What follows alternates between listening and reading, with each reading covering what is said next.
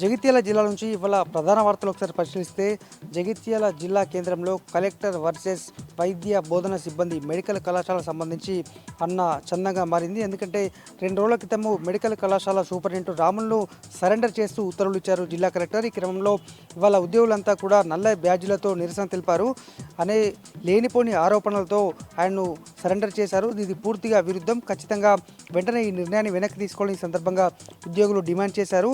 పూర్తి స్థాయిలో జగిత్యాల జిల్లాకు సూపరింటెండెంట్ పోస్టు కావాలంటేనే భయపడే పరిస్థితి ప్రస్తుతం నెలకొంది. తక్షణమే ఈ నిర్ణయాన్ని వెనక్కి తీసుకోవాలని సందర్భంగా ఉద్యోగులు డిమాండ్ చేశారు. మరొక వార్త, సీఎం కప్ పోటీలు జగిత్యాల జిల్లా కేంద్రంలో కొనసాగుతున్నాయి. గ్రామీణ స్థాయి నుంచే క్రీడలను ప్రోత్సహించే విధంగా సీఎం కప్ పోటీలు జరుగుతున్నాయని చెప్తున్నప్పటికీ కూడా ఇవాళ స్విమ్మింగ్ పోటీలు ఉండగా ఇదే ఎవరైతే క్రీడాకారులు ఉన్నారో వారితోటే ఆ స్విమ్మింగ్ పూల్ను క్లీన్ చేసేటువంటి విధానంలో వారితోటే క్లీన్ చేయించారు. దీంతో అక్కడ ఆగ్రహాన్ని వ్యక్తం చేయడంతో వెంటనే అప్పటికప్పుడు ఆ సిబ్బంది అంతా కూడా వారు తాళాలు వేసుకొని వెళ్ళిపోయినటువంటి పరిస్థితి. మరి క్రీడాకారులకే ప్రోత్సాహం ఇస్తున్నామని చెప్తున్నటువంటి నేపథ్యంలో వాళ్ళే ఇవాళ క్లీన్ చేయడం అయితే తీవ్ర ఆందోళన కలిగిస్తోంది. మరొక వార్త, జగిత్యాల జిల్లా కేంద్రంలో ఎస్ఐగా పనిచేస్తున్నటువంటి టౌన్ ఎస్ఐ గీత ఇవాళ జర్నలిస్టులపైన తీవ్ర ఆగ్రహానికి లోనయ్యారు. ఆమె ఓవర్ యాక్షన్గా వ్యవహరించారు.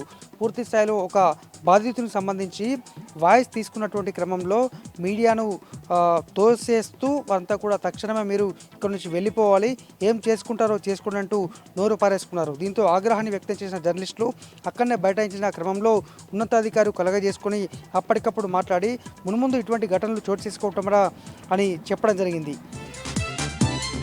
ఇక కతలాపూర్ కొరుట్ల నియోజకవర్గం కతలాపూర్ మండల కేంద్రం ధూంపేట గ్రామంలో భారీ చోరీ జరిగింది. ఓ వృద్ధురాల్ని నమ్మించి తాను ఎంఆర్ఓగా పేర్కొంటూ ఓ వ్యక్తి మీకు 4 లక్షల పెన్షన్ అకౌంట్లో ఉన్నాయి, తక్షణమే మీరు మీ మెడలో ఉన్నటువంటి ఆభరణాలు తీసేసి ఫోటో దిగితే పూర్తి స్థాయిలో మీకు నగలు ఈ డబ్బులు పూర్తి స్థాయిలో వస్తాయని చెప్పడంతో ఆమె నమ్మి ఆమె పూర్తి స్థాయిలో కూడా నగదు అలాగే నగలు కూడా ఇచ్చింది. ఈ క్రమంలో అతను ఫోటో తీసుకొస్తున్నా అని చెప్తూనే ఆయన అక్కడ నుంచి పరారయ్యాడు. సీసీ కెమెరాలో ఈ దృశ్యాలు మొత్తం కూడా రికార్డ్ అయ్యాయి. మొత్తంగా ఈ ఒక్క మహిళనైనా వృద్ధురాలు ఇంకా మిగతా వాళ్ళు ఉన్నారన్న కోణంలో పోలీసులు అయితే దర్యాప్తు చేస్తున్నారు. అలాగే సీసీ ఫుటేజ్ ఆధారంగా నిందితుడిని గుర్తించే పనిలో పోలీసులు అయితే ఉన్నారు. ఇవి జిల్లా వ్యాప్తంగా ఉన్నటువంటి ప్రధాన వార్తలు.